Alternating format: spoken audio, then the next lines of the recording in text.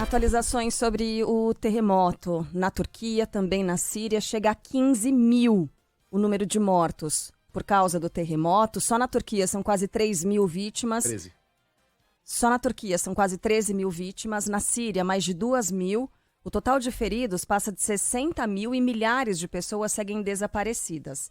Na madrugada de hoje, bombeiros e militares brasileiros embarcaram para ajudar nos resgates. E uma equipe da Band está junto. A gente tem mais informações, não tem como estabelecer contato com essa equipe neste momento, porque eles estão em deslocamento. E o Thiago Muniz conversou com o pessoal um pouco mais cedo e vai contar tudo pra gente. Bom dia, Thiago. Bom dia, Carla. Bom dia a todos. Os repórteres Rodrigo Hidalgo e Narley Rezende, os repórteres cinematográficos Dario Costenário e Hércules Silva embarcaram nesta manhã quase, foi no comecinho, fim da madrugada, começo da manhã, rumo ao Oriente Médio. Eles estão acompanhando essa equipe de bombeiros brasileiros que vão ajudar nos esforços de resgate das pessoas na Turquia. E é importante que eles cheguem o mais rápido possível, porque sem abrigo, sem água, combustível ou eletricidade, a Organização Mundial da Saúde teme que muitos dos sobreviventes possam perder as vidas em meio aos escombros. Também existe a possibilidade de que a OMS chama de um desastre secundário, que pode afetar muito mais gente além do terremoto inicial. O repórter Narley Rezende conversou com o chefe do escritório do Ministério das Relações Exteriores em São Paulo, Raimundo Santos Rocha Magno. E ele explicou que esses bombeiros que estão indo para a Turquia vão lá fazer o que eles sabem fazer aqui no Brasil, que a gente já pôde ver em outras oportunidades de grandes desastres que infelizmente aconteceram aqui no Brasil. O que importa é que lá estão precisando de gente. Esse pessoal aqui é muito especializado em resgate de estruturas colapsadas, ou seja, quando cai um edifício, eles trabalham muito bem. Lá o que está acontecendo são muitos edifícios que caíram ao mesmo tempo, mas a tecnologia e a técnica é a mesma, só que o trabalho é muito maior, né? Todos os integrantes da missão brasileira têm experiência em resgates, como, por exemplo, o desabamento do edifício Wilton Paes de Almeida, em São Paulo, em 2018, e também no caso da barragem de Brumadinho, em 2019, em Minas Gerais. Passando os números precisos, na Turquia são 12.873 vidas perdidas até agora. Na Síria, na área controlada pelo governo, 1.250, e na área controlada pela oposição, 1.290 vidas perdidas, totalizando aí quase 16 mil pessoas mortas em razão desse desastre. É claro que a gente se regozija com as imagens de salvamentos que a gente observa, mas ainda é muito triste, muito complicado o panorama, e essa ajuda, que precisa chegar o quanto antes, é muito bem-vinda de todos os países. É aquele momento em que a comunidade internacional se irmana, apesar de tudo. O clima, né? O tempo, a temperatura nesse momento é um dificultador. A gente vem falando nos últimos dias. Hoje, menos 5 graus nas principais regiões, nas mais afetadas, né? Muito rapidamente, né, Carlos? Todos nós aqui já tivemos em algum momento cobrindo algum tipo desse acontecimento aqui no Brasil. Os bombeiros sempre falam o quanto que é importante as primeiras horas. E as primeiras horas já se passaram. Então, é a torcida para que momentos como esse, que em Hatay, por exemplo, ocorram de salvamentos. Vamos ver se isso se desenrola. Infelizmente, essas cenas vão ficando mais raras. O Muniz se refere a uma criança, né, sendo retirada dos escombros em Hatay, é isso? Isso. A gente ouviu aqui até vazou um trechinho aqui na nossa live, do momento desse salvamento. A gente vê pela legenda em inglês que ele fala assim, olha, o cara do resgate, eu morreria por você, graças a Deus que você tá viva. Quando se fala em vida, em salvamento de vida, eu nunca salvei uma vida, né? Quem salva uma vida, eu imagino a potência que isso tem. É realmente impressionante. Bom, a gente vai seguir acompanhando. Obrigada, viu, Thiago? Até porque, valeu. Bom descanso para você depois de uma madrugada inteirinha aqui de trabalho. Um trabalho duro, pesado, exaustivo, né? Na cobertura, no acompanhamento triste desses números que não param de subir e na tentativa de localizarem sobreviventes. Mais cedo, o nosso enviado especial à Turquia, o Felipe Killing, percorreu as ruas de Adana. Ele chegou a Adana, uma das cidades mais atingidas. Ontem a gente conversava com o Killing, ainda em Istambul, fazendo os deslocamentos. Depois ele foi para Antalya e aí tentando se aproximar das áreas mais atingidas. Finalmente, o Felipe Killing conseguiu chegar em segurança e está em Adana. Ele viu de perto toda essa destruição causada pelo terremoto. Aqui atrás de mim, por incrível que pareça, é um carro, ou o que restou de um veículo. Aqui o pessoal trabalhando nos escombros e era um parquinho para crianças essa região. O drama da mãe e do filho que estão esperando o trabalho de resgate para ver se encontram um familiar que ainda está aqui debaixo dos escombros. Por lá, é triste demais, né? Ver os pais ali em torno daquele amontoado de destroços, ainda alimentando esperança de um filho ser localizado. Para pai, para mãe, essa esperança segue viva.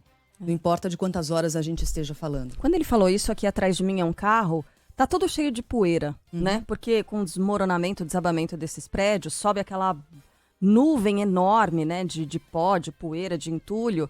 E aí o que ele mostra é um retorcido ali de ferro, de metal. Aí quando ele fala que é um carro, você consegue enxergar meio que um escapamento ali no meio, um cano, alguma coisa, e uma roda ali embaixo. Isso é um mecânico mas tudo mesmo. Empoeirado, né? Porque tá tudo muito... A roda. Tá vendo a roda ali? Cadê? É que agora tem a tarja, a legenda, tá bem em cima. Mecânico para distinguir. Mas tem, dá pra ver agora uma partezinha aqui embaixo, do motor ali. Embaixo, na altura do ombro do Killing, tem o que é uma roda roda que tá retorcida, né? E tá tudo empoeirado. Assim como todo o resto do entulho que tá espalhado pelas ruas, né? Bem, em Adana, muitas pessoas foram levadas para abrigos e, aliás, muitos desses abrigos improvisados. Aqui é um local com várias tendas que foram montadas para receber as pessoas que perderam tudo. E muita gente não sabe até quando vai dormir nessas condições. Faz muito frio por aqui, não tem energia elétrica e as pessoas improvisam como podem. Pessoal fazendo uma fogueira para tentar se aquecer. Bem, o Killing segue, aliás, ele está descrevendo, e a gente aqui também, né, algumas dessas muitas imagens que ele captou mais cedo na chegada ali à cidade de Adana, uma das mais atingidas, como a gente estava falando. Daqui a pouquinho a gente vai retomar e fazer o contato ao vivo com o Felipe Killing, embora haja dificuldades nesse contato, mas a gente vai voltar a conversar com ele ao vivo e ele traz mais informações sobre toda essa destruição, as milhares de mortes provocadas por esse terremoto na Turquia e na Síria. Enquanto isso, falamos aqui das nossas tragédias. Subiu para 6 o número de mortos pelas chuvas no Rio de Janeiro. Quem traz os detalhes ao vivo é Luana Bernardes. Bom dia, Luana. Oi, Megali. Bom dia a todos. Em um intervalo de 24 horas, 6 pessoas morreram no Rio por causa da forte chuva que atingiu o estado nesta terça-feira. A cidade registrou 70% de chuva que era esperada para todo o mês de fevereiro. Essa é a maior média registrada em 25 anos pelo Sistema Alerta Rio. Desde o fim da tarde de terça-feira, os bombeiros atenderam a cerca de 300 ocorrências relacionadas às chuvas. 25 unidades de atenção primária de saúde foram impactadas, sofreram infiltrações ou alagamentos em toda a cidade. Alguns setores do Hospital Municipal Souza Aguiar, maior emergência da América Latina, no centro do Rio, foram atingidos e alguns pacientes tiveram que ser removidos para outras unidades. Escolas também das redes municipal e estadual também foram afetadas e suspenderam as aulas ou prestaram atendimento remoto no dia de ontem. Hoje, nesse momento, não chove, pelo menos aqui na zona sul do Rio de Janeiro, onde ficam os estúdios do Grupo Bandeirantes de Comunicação. O sol está começando a aparecer, mas a cidade segue sendo monitorada, né? Já que há problemas ainda relacionados à chuva. Por exemplo, no centro do Rio, a fachada de um prédio caiu agora há pouco, ninguém ficou ferido, mas a cidade segue sendo monitorada. Obrigado, Luana. Em São Paulo, uma pessoa segue desaparecida. Helene Freires, bom dia. Bom dia, Megali. Serão retomadas as buscas pelo Corpo de Bombeiros na próxima hora, já que uma pessoa foi levada na tarde de terça-feira pela enchente na região do Córrego Oratório, na Vila Industrial, zona leste da capital paulista. Hoje ainda será enterrado um jovem morto ao ser arrastado pela correnteza em Osasco, na Grande São Paulo. Fabiano Vieira de Souza, de 24 anos, perdeu a vida quando caminhava perto de uma estação de trem e foi arrastado pela força da correnteza. Choveu em São Paulo quase 50% do esperado para o mês de fevereiro. Na capital paulista, o acumulado foi de 119 milímetros. Passageiros ficaram ilhados em vários pontos de São Paulo e na região metropolitana. Algumas pessoas desceram e se arriscaram na enchente, apesar de a água ficar acima da cintura. Até agora, moradores contabilizam os prejuízos após o temporal. Tinha gente com equipamento, coisa de trabalho, documentos no carro, perdeu tudo, né? Molhou tudo. O pessoal tirando de canequinha, assim, com os potes, puxando água para fora, saindo muita água, assim, como se você estivesse tirando água de uma piscina. Foi fogão, foi geladeira, foi guarda-roupa, foi mantimento, foi tudo. Ela tá no desespero, só que não veio. Os moradores tudo entrando água, perdendo as coisas, não veio ninguém para dar auxílio, não. Aí, né, a palavra das pessoas que reclamam também do descaso, da falta de assistência também neste período chuvoso que a gente está acompanhando. Hoje a previsão em São Paulo é de pancadas de chuvas isoladas. Ontem a situação foi melhor, no momento agora não há qualquer ponto de alagamento ou áreas em estado de alerta aí, de acordo com a Defesa Civil. Destaque agora do norte do país. A força-tarefa enviada pelo governo federal à terra indígena Yanomami começa a expulsar os garimpeiros da região. Ao longo do dia de ontem, helicópteros, aviões, tratores e estruturas utilizadas pelo garimpo foram destruídas. Armas e embarcações também foram apreendidas. Mais informações agora com Cindy Lopes.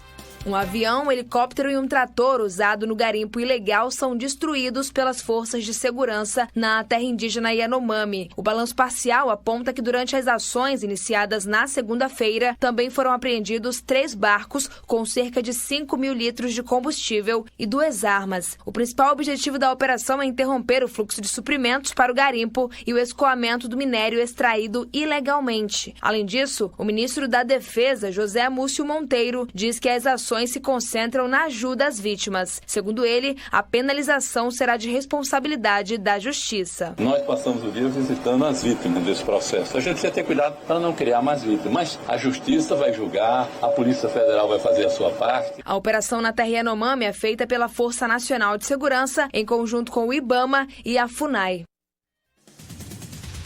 O presidente Lula viaja logo mais para os Estados Unidos, onde vai se encontrar com Joe Biden. Inclusive, nosso correspondente Eduardo Barão vai acompanhar de perto, direto de Washington. Fala aí, Thalita Almeida.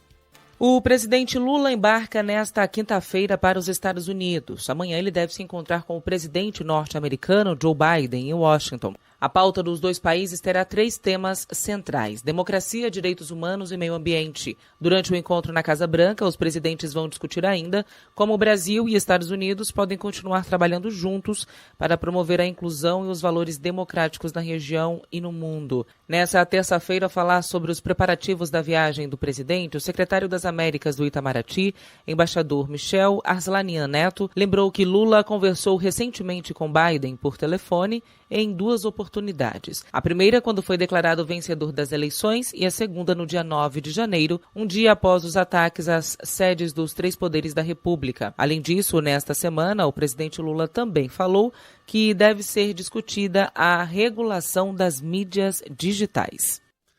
Nesta quarta-feira, Lula reuniu o chamado Conselho de Coalizão e falou sobre a relação com o Congresso. Natália Pazzi. O presidente Lula afirma que não tem que pedir licença para governar, ressaltando que o objetivo dele como presidente é melhorar a vida da população. Ainda segundo ele, é necessário esquecer quem governou o país até o fim do ano passado, mas não dos atos criminosos do dia 8 de janeiro. Tenho dito para todas as pessoas que eu estou com muita fé de que a gente vai superar toda e qualquer dificuldade que se apresentou. Acho que é bom a gente esquecer quem governou esse país até o dia 31 de dezembro, a gente não esquecer nunca da tentativa de golpe que foi tentada no dia 8, uma tentativa de golpe que possivelmente poderia ter sido organizada para o dia 1º e que não foi por causa da quantidade de gente que tinha em Brasília. As falas ocorreram em reunião nesta quarta-feira com a base aliada no Palácio do Planalto. Sem citar o ex-presidente Jair Bolsonaro, Lula disse não ter dúvidas que os atos foram arquitetados pelo responsável maior de toda a pregação do ódio. Lula ainda pregou a harmonia entre o Executivo e o Legislativo. Essa reunião de hoje é o começo de uma nova relação entre o Poder Executivo e o Poder Legislativo. Eu espero que nós, do Executivo, façamos por merecer que essas reuniões sejam contínuas e espero que vocês façam por merecer e tenham vontade de fazer dessa reunião um hábito de discutir os problemas políticos desse país. Foi aí uma voz de sensatez no meio de toda essa turbulência. Logo depois dessa reunião, o ministro das Relações Institucionais, Alexandre Padilha, afirmou que o governo federal não pretende alterar a lei que garante a autonomia do Banco Central. Nos últimos dias, a autoridade monetária passou a ser alvo de críticas do presidente Lula por manter a taxa de juros em 13,75% ao ano. Não só isso, diz que essa manutenção vai ser estendida. O petista chegou a dizer que a atual condição do Banco Central, comandado por Roberto Campos Neto, é uma bobagem. Alexandre Padilha garantiu, no entanto, que o Palácio do Planalto não quer discutir mudanças nas regras. Não existe qualquer discussão dentro do governo de mudança da lei atual do Banco Central, até porque a lei ela estabelece como objetivos do Banco Central, tá ali na lei, o fomento ao pleno emprego, suavizar qualquer flutuação econômica, a garantia da estabilidade econômica, do bom funcionamento e eficiência do sistema financeiro. Para o ex-ministro da Fazenda, ex-presidente do Banco Central, nos 2 primeiros mandatos de Lula, Henrique Meirelles, o Banco Central tem uma atuação técnica e acerta ao manter a Selic para segurar a inflação. O problema não é juro, o problema é a inflação. O juro é o que se usa como meio de controlar a inflação, o juro do Banco Central. A maneira mais fácil é dar força ao Banco Central, acalmar, procurar exatamente trabalhar no sentido de que a inflação vai cair, que o Banco Central vai fazer o seu trabalho, e quanto mais rápido a inflação cair, o juro vai cair, melhor para todos. O Meirelles, nessa entrevista, relembrou do tempo em que foi diretor do Banco Central, presidente do Banco Central, no governo Lula, né, indicado por Lula. Naquela época não havia tal da autonomia do Banco Central, e o Meirelles lembrou que Lula já o pressionava bastante, né, continuamente. Meirelles, tem que baixar o juro, tem que baixar. Com a ideia de que baixando os juros, a economia decolaria e, enfim, empregos seriam criados. Não é bem assim, né? O que acontece? Mas o Meirelles explicava ali, presidente, não dá. Não tem condição, nesse momento não dá, a pressão inflacionária é grande, coisa e tal. E o Meirelles elogiou o Lula no sentido de que ele poderia ter me exonerado, mas não fez. A questão é essa. Eis a importância da autonomia do Banco Central. Havendo um presidente com personalidade como o Henrique Meirelles, essas pressões caem no vazio, né? E a relação entre Banco Central e Planalto é saudável. Agora, no governo Dilma, o Tombini cedeu às pressões. E Guido Mantega e Dilma Rousseff abaixou na marra a taxa de juros. Deu no que deu. Depois a gente teve que erguer a taxa de juros desesperadamente para conter uma inflação fora de controle. E produzimos, por isso e por vários outros motivos, mas também por isso, uma recessão da qual ainda não nos recuperamos, né? Eis a importância de algum grau de autonomia do presidente do Banco Central. Essas pressões podem cair no vazio, como no caso de Meirelles, ou podem surtir efeito, como no caso do Tombini durante o governo Dilma. Novo diretor da Polícia Rodoviária Federal toma posse e diz que a PRF deve combater a desconfiança. Fala aí, João Pedro Melo. Após 1 mês e meio de ajustes, o inspetor Fernando Oliveira tomou posse como novo diretor-geral da Polícia Rodoviária Federal. Esse evento ocorreu na sede da corporação em Brasília e contou com a participação de diversas autoridades, como o ministro da Justiça e Segurança Pública, Flávio Dino, e o diretor-geral da Polícia Federal, delegado Andrei Rodrigues. Também na cerimônia foram assinados documentos que reiteram o compromisso da corporação com as pautas de direitos humanos e meio ambiente. No discurso de posse, Fernando Oliveira destacou que atos isolados jogaram desconfiança em cima da PRF e que a corporação precisa resgatar a essência de polícia cidadã. Atos isolados, alguns que eu considero abomináveis, lançaram sobre a PRF o véu da desconfiança. A reputação lapidada ao longo de décadas, de repente, se viu atingida e maculada. Precisamos fazer o que fazemos de melhor e resgatar nossa essência de polícia cidadã, porque cidadania não é outra coisa senão outro nome para a democracia. No Supremo Tribunal Federal, a presidente Rosa Weber voltou a falar sobre os ataques do dia 8 de janeiro, que completaram ontem um mês. Segundo ela, os atos criminosos provocaram de forma indireta uma harmonia maior entre os poderes. E a resposta que precisa ser dada, segundo ela, é a responsabilização dos envolvidos. longe de enfraquecer a nossa democracia constitucional, veio a conferir, mercê da solidariedade imediata de todos, maior intensidade ao convívio necessariamente harmonioso entre os poderes que compõem o Estado brasileiro. Foi o resultado, o tiro saiu pela culatra, né? No fim das contas, a união está muito maior mesmo. Mudando de assunto, o presidente das lojas Marisa renuncia ao cargo em meio a dívidas que somam quase 600 milhões de reais. A mudança no comando da rede de varejo ocorre junto com o início de um processo de renegociação de débitos. O objetivo da empresa é prolongar o pagamento dos valores. As lojas Marisa têm encontrado dificuldades para conseguir crédito com bancos depois do escândalo do rombo de mais de 40 bilhões de reais da Americanas. E agora vai tentar renegociar as dívidas diretamente com os credores. As notas do Enem são divulgadas. Fala aí, Yumi Cuano.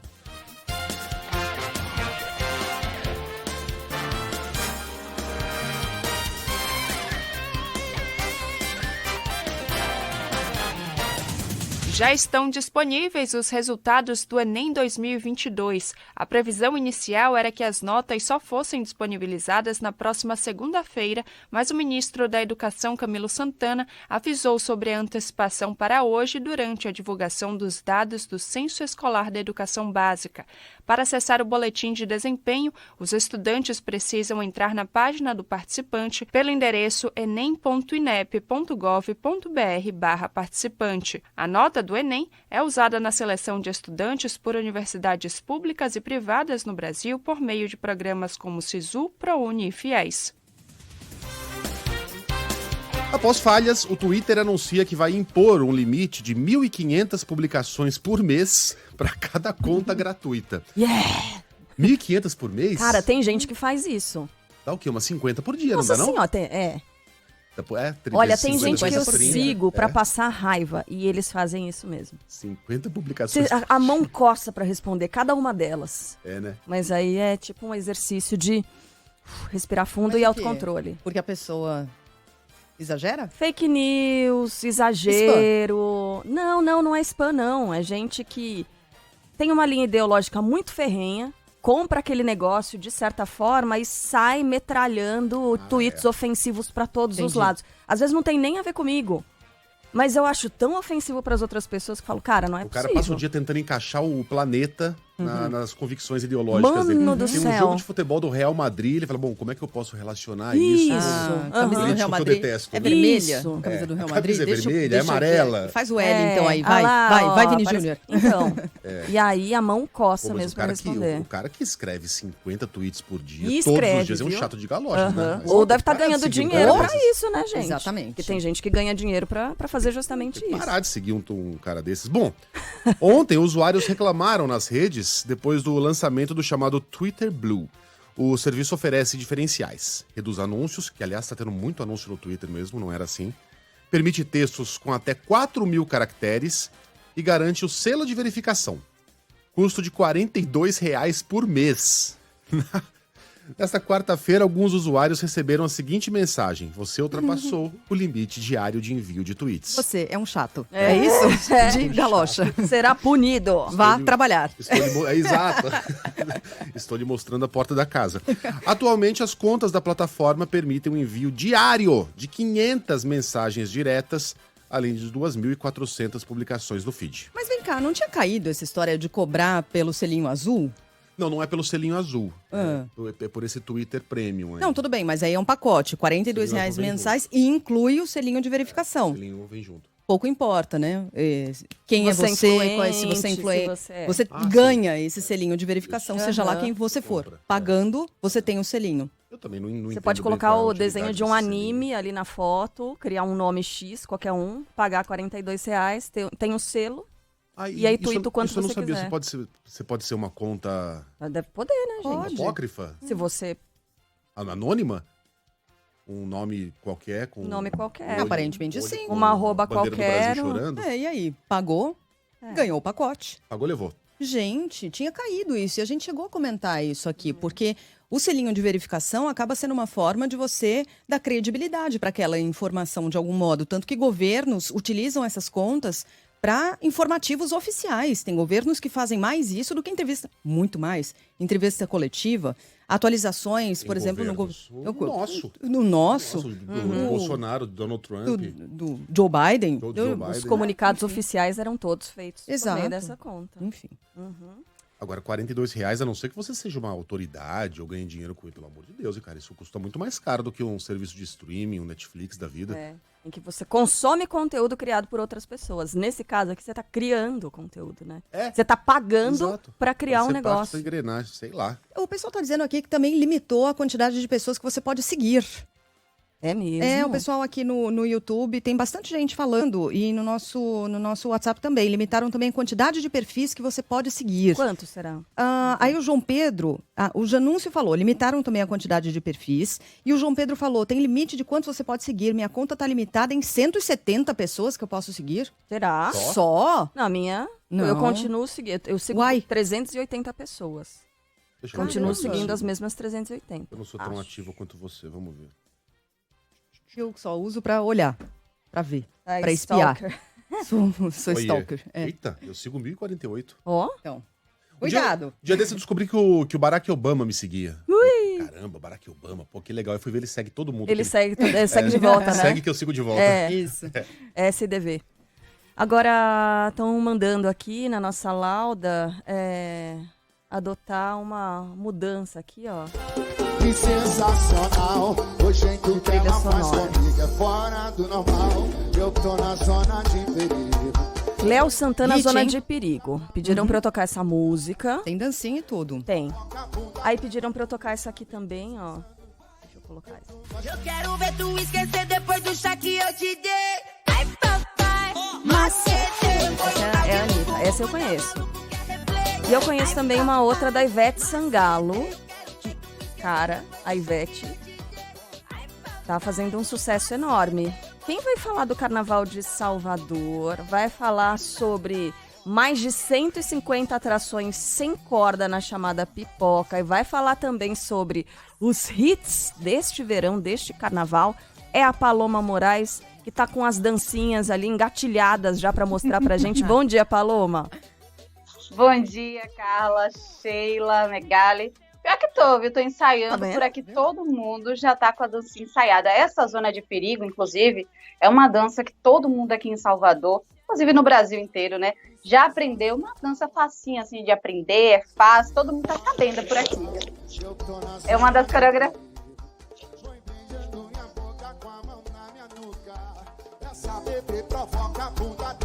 Só não vou dançar porque o horário não permite. Por favor, ajuda a gente, né? Ajuda a gente a aprender a coreografia. Vai, Paloma. Eu acho, Sheila, que a gente tem que marcar um dia, né, para ensinar a coreografia. Sem câmera. Aqui podemos fazer, né, um aulão por aqui. Aulão. Fechou. Aulão no Deixa eu Carnaval adivinhar, Zona de Perigo é o que eu tô pensando, né? Claro sim, sempre. É, Macetei, você pensava que era o quê também? Não é uma área que tá tendo construção, não é isso. É o que eu tô pensando, né? Tá bom. Zona de Perigo de Léo Santana é uma das fortes concorrentes ao Troféu Band de Folia. Tem outros hits por aqui também. Crias da Ivete, que Carla acabou de falar, também é uma música que está bastante tocada por aqui. Todo mundo também aprendeu coreografia, porque esse ano, no Carnaval, a gente está percebendo que os hits com dancinha, os hits acabam saindo na frente. Quem tem uma coreografia fácil de pegar, dançante, sai na frente aí para concorrer ao prêmio. Também aqui no nosso pagodão baiano, a gente acaba tendo músicas de duplo sentido, né? Algo muito comum aqui no pagodão. Tem umas que nem tanto de duplo sentido assim. A gente tem Deixa Eu Botar Meu Boneco e Mede Seu Cachorro, que são concorrentes também aqui para ganhar a música do Carnaval. Aí, ó. Além de Vamos ou Bora, de Ivete e Harmonia do Samba. Deixa Eu Botar Meu Boneco é da banda O Polêmico e Mede Seu Cachorro, Bruno Magnata acabou de regravar essa música com Ludmilla e aí tem sido o maior sucesso por aqui. Não sei se vocês já ouviram. Deixa eu botar meu boneco. Esse aqui é o... Deixa eu botar meu boneco. Peraí, Paloma, tem uma música chamada Mede Seu Cachorro? Mete Seu Cachorro, é o nome da... Mete Seu Cachorro, é pior ainda. Mede o seu cachorro. Pega a trena ali, ó. Não é isso. Então, eu achei que fosse... Ludmilla, é facinho de achar. Coloca aí, Mete Seu Cachorro, Bruno Magnata com Ludmilla. Mete Seu É uma Cachorro. música famosíssima por aqui, agora que Ludmilla regravou junto com o Bruno Magnata. O cachorro é um Tá maior- salsicha. Ai, meu Deus. Essa aqui é o... Deixa eu botar meu boneco. Sabe que o mundo é minha veste? Só vou te pedir uma coisa, suave. Peraí que eu tô procurando a da Ivete, tá, gente? Que é aquela tendência da sociedade cansada, né? Das pernas cansadas. Só que não sei senta, o né? quê, tudo senta, Todo tudo mundo vou sentado. vou sentar, não sei o quê. E a Ivete também entrou nessa onda, É né? uma música sobre notícias ruins, né? Senta. É. Chega mais, chega mais. Chega mais, chega mais. Essa aqui, né, Paloma, é assim... Tem gente que... Tem gente que bebe. Tem gente que senta pra beber, a gente bebe pra sentar. Isso. Ivete. Tem gente que senta pra beber, a gente bebe pra sentar, né? É essa aqui, ó.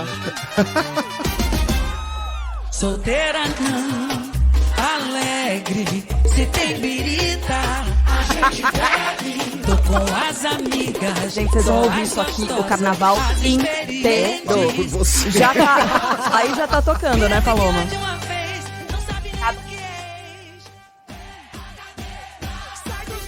Aqui, ó. Só virotinho de mestre, só virotinho de mestre. Esquece tudo que parará. Tem gente que senta pra beber, a gente bebe pra sentar. Tem coreografia, viu?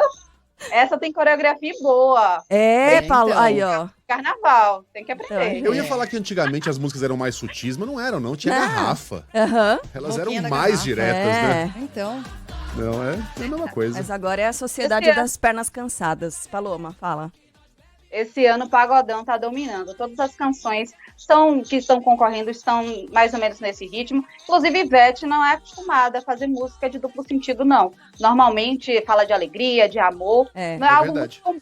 Não é algo muito comum, nem Pagodão, né? Esse ano ela assumiu aí o Pagodão, uma música de duplo sentido, brincando, né? Pra volta do carnaval. Imagino que ela quer inovar depois de tantos anos de carreira. Então, esse ano, esse é o hit dela e que tá muito forte mesmo por aqui. Gostou, Megali? Gostei, é divertido. Não é pra mim, mas é divertido. Cara, bem hoje TikTok, em dia... né? Tudo carnaval do tudo TikTok não de sei o que de novo, né? sentar, senta, quica, não sei o que. Então é isso, Eu adorei o Mete Seu Cachorro. Você gostou, né? Muito Eu vou bom, achar Mete aqui Seu depois pra Cachorro. gente tocar Mete Seu Cachorro. Acho com Ludmilla. Então, Carla, continuando falando aqui sobre o carnaval, por aqui, ontem foi anunciado, o governo do estado anunciou as atrações que vão ser patrocinadas pelo governo. A gente tem 160 atrações, entre os nomes, né, que vão participar estão Emicida, Baiana System, Ludmilla, Pablo Vittar, Xamã, Thierry, Belmax, Saulo do Valeles e Pissirico. São as atrações que vão sair para o Folião Pipoca, que é aquele folião que está ali avulso, curtindo de tudo um pouco, que não está dentro de um bloco. Já a prefeitura tinha anunciado que vai bancar mais de 1.000 atrações gratuitas, assim, Paulo Fernandes, Cláudia Leite, Léo Santana, Lincoln Senna, Timbalada, Tatal, Parangolé, que também desfilam sem cordas.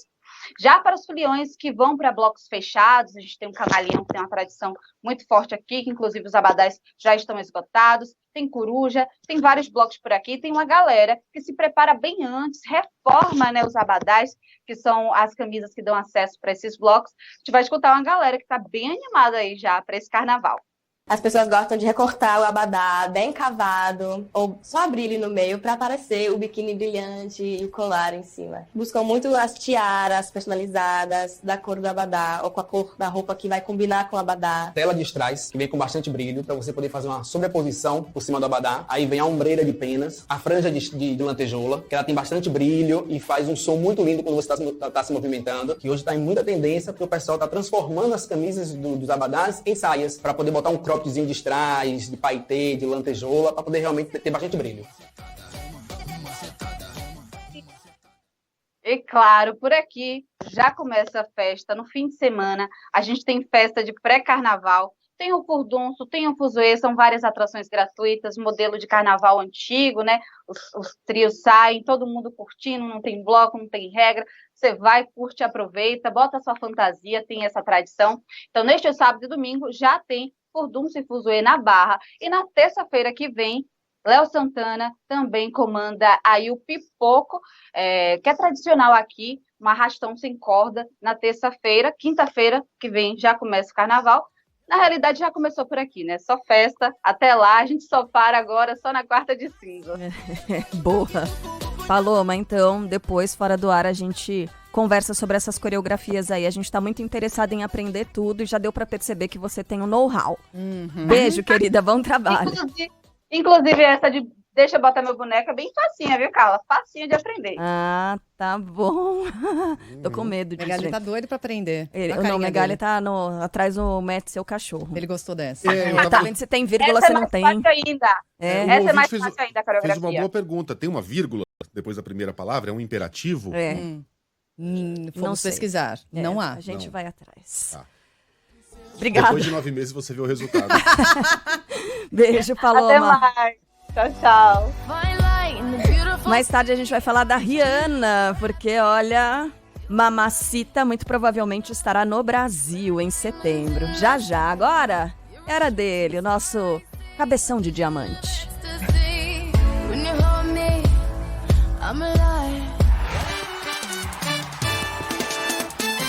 Futebol, com Milton Neves. Oferecimento Casa do Construtor. Aluguel de equipamentos. Ligue 0800 200 0217. Sicredi. Conheça a primeira instituição financeira cooperativa do Brasil. Sicredi. Gente que coopera, cresce. E Hotel Terras Altas. Lazer, diversão e gastronomia. Pertinho de você.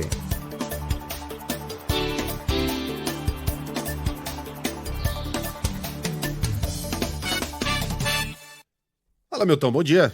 Pois não, Megali, Opa. aquele abraço para Sheila Magalhães, também, é claro, para Carla Bigato. E o placar de ontem, pelo Campeonato Paulista, nós tivemos ontem Bragantino 2, São Paulo 1. São Paulo continua numa draga danada. E o Botafogo e Ribeirão Preto, rapaz, recebeu o Ituano que vinha tão mal, e o Botafogo perdeu do Ituano. O time do José Nelson Esquencarel, o Nersão, meu amigo, que tá no céu. Ituano 3, Botafogo 2 lá em Ribeirão Preto, ex-capital do café. E o Guarani em casa ganhou da querida Portuguesa. A Portuguesa, tadinha, ela não pode ser rebaixada. Que ela fique na primeira divisão de qualquer jeito, viu?